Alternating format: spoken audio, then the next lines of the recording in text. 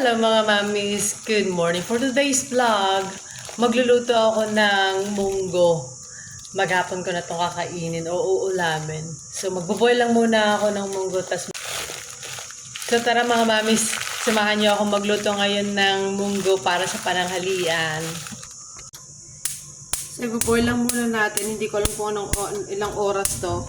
Pero tignan natin kung abutin tayo ng isang oras mga mamis. Ito na mga mamis, malapit na. Medyo okay na siya. Papalambutin pa natin ng konti. Ilang minuto pa. So ito na mga mamis, okay na siya. Gigisa na lang natin para ready na for lunch. So dito mga mamis, maghihiwa lang ako ng sibuyas tsaka kamatis. So ayun mga mamis, dahil luto na yung munggo natin, maghiwa lang tayo ng sibuyas at saka kamatis para maigisa na natin siya. Maglalagay ako ng isang kamatis lang. Panggisa na rin, pampasarap to. Kasali pala talaga siya sa ingredients natin. So meron na ako ditong sibuyas. Tapos maya maglalagay din ako ng bawang. Hindi ako maglalagay ng karne mga mamis kasi wala akong nabiling karne. So, mamaya, lalagyan ko na lang siya ng vegetable stock, pampalasa. Kasi sana, nag-separate ako sana dun sa niluto ko na buto-buto kasi marami namang kanin sana yun. Nakalimutan ko, konting mantika.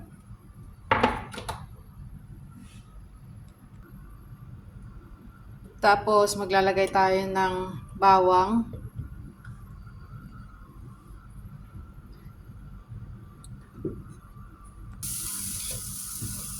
Naglagay dito na ako ng yung nahiwa nating sibuyas mga mamis.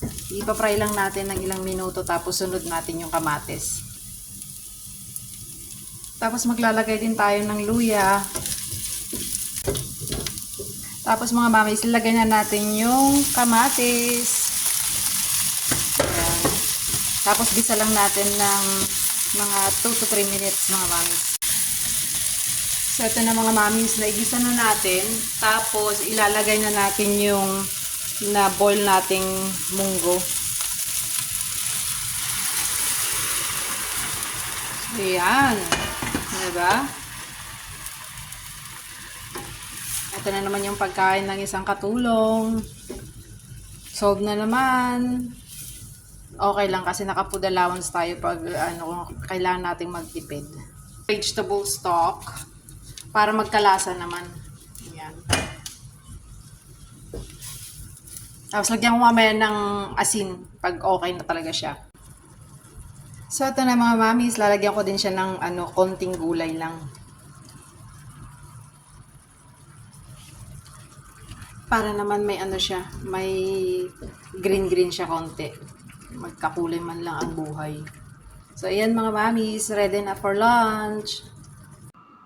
Kakain na tayo mga mamis. Ayan. So, simple pero kahit paano, mabubusog naman tayo. Masarap naman yung lasa niya pero syempre iba pa rin pag may karne. Ako lang naman yung kakain kasi isang kutsara na lang gagamitin ko. hindi ko nilagay lahat dito sa bowl ko kasi yung iba, panggabi ko na rin. Hindi ko alam kung mauubos ko lahat.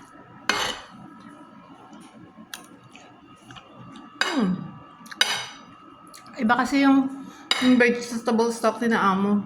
Wala na kasi akong chicken powder kaya medyo iba yung lasa niya. Parang yung vegetable stock ang nalalasaan ko.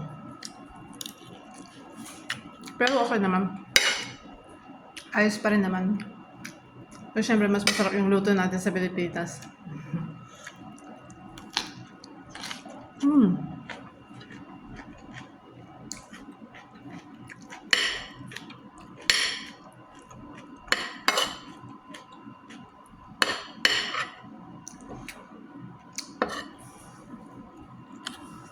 So yun lang mga mamis, maraming salamat sa panonood ulit. Sana manood ulit kayo sa mga next videos ko. Bye! Kakain lang muna ako. Thank you.